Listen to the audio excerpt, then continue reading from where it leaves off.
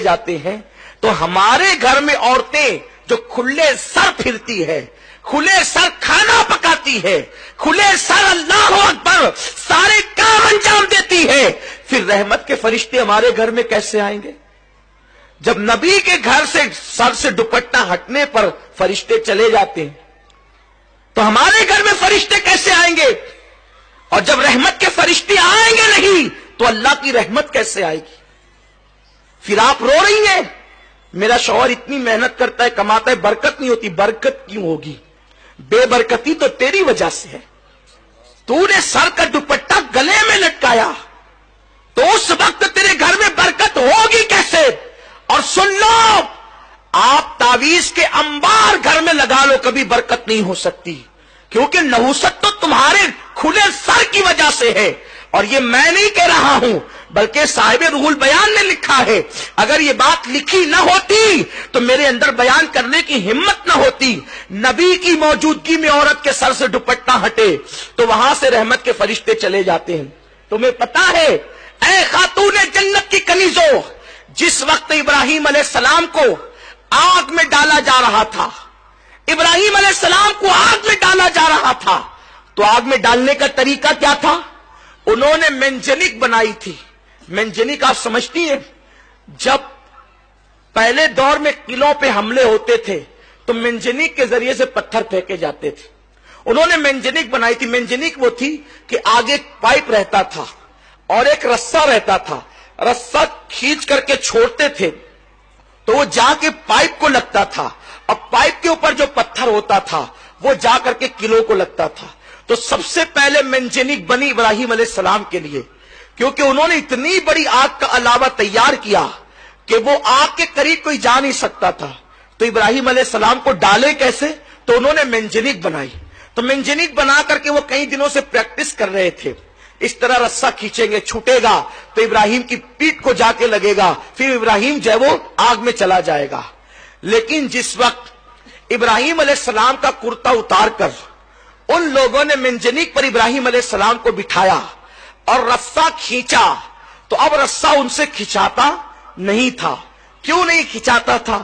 اس لیے کہ فرشتے رو کر کہتے اللہ تیرا ابراہیم تیرا نام لیوا، اب وہ آگ میں ڈال دیا جائے گا، ہم اس کی مدد کے لیے جانا چاہتے ہیں۔ تو فرشتے مدد کے لیے آ گئے، ادھر سے نمرود والے رسہ کھینچتے، ادھر سے فرشتے رسہ کھینچتے، تو فرشتوں کی طاقت کے سامنے نمرودی ناکام رہے تو وہ رسہ کھینچ نہیں پا رہے تھے۔ اب وہ حیران ہو گئے، کئی دنوں سے ہم پریکٹس کر رہے ہیں، کئی دنوں سے مشق کر رہے ہیں رسہ کھینچنے کی، ابھی تھوڑی دیر پہلے تک کہ رسہ کھینچ رہا تھا آسانی سے، اب نہیں کھینچتا۔ اس وقت ایک بڈھا سر پہ کمبل ڈال کر آیا اور اس بڈھے نے کہا کہ رسہ کیوں نہیں کھینچتا؟ اس نے ان لوگوں نے کہا اے بزرگ پتہ نہیں کیوں نہیں کھینچتا۔ تو اس وقت اس بڈھے نے کہا ایک کام کرو، 10-12 عورتوں کو بلا کر کے لاؤ۔ 10-12 عورتیں بلا کر لائی گئی۔ اس وقت اس نے کہا، نمرودی اس عورتوں سے اس بڈھے نے کہا اپنے سر سے دوپٹہ ہٹا لو اور اپنے گلے میں لٹکا لو۔ تو ان لوگوں نے دوپٹہ جیسے ہی ہٹایا وہ رسہ کھینچ گیا۔ وہ رسہ کیوں کھینچا؟ اس لیے کہ جب عورت سر سے دوپٹہ ہٹا دیتی ہے تو رحمت کے فرشتے وہاں سے چلے جاتے ہیں۔ تو اب ابراہیم علیہ السلام کی مدد کے جو رحمت کے فرشتے آئے تھے وہ دوپٹہ سر سے ہٹنے کی وجہ سے چلے گئے، حالانکہ وہاں اللہ کا پیغمبر موجود ہے۔ پیغمبر کی موجودگی کے باوجود اگر عورتیں سر سے دوپٹہ ہٹا دیں تو رحمت کے فرشتے وہاں سے چلے جاتے ہیں۔ تو کیا تمہارے گھر میں کوئی پیغمبر ہے؟ کوئی تمہارے گھر میں کوئی صحابی ہے؟ تمہارے گھر میں کوئی ولی ہے؟ نادانو تمہاری تکلیفوں کا علاج صرف تمہارے پردے میں ہے۔ پردے میں رہ کر دیکھو، پھر میرے اللہ کی قدرت دیکھنا، اس کے کرم کی بارشیں دیکھنا۔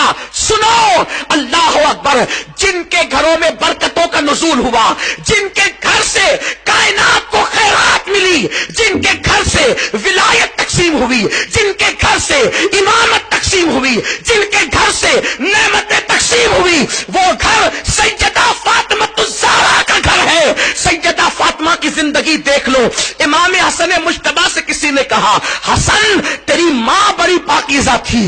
امام حسن نے کہا تو نے سچ کہا. جس دن میری ماں کا وصال ہوا میں 6-7 سال کا بچہ تھا, اس کے باوجود بھی میں نے اپنی ماں کے سر کے بالوں کو کبھی نہیں دیکھا. جو مائیں اپنے ننھے بچوں سے بھی اپنے سر کے بالوں کو چھپاتی تھی ان گھروں سے خیرات تقسیم ہوتی تھی, اور جو مائیں اجنبی مردوں کو بھی سر دکھاتی ہے پھر اس گھر سے خیرات نہیں بٹتی, اس گھر میں خیرات مانگی جاتی ہے.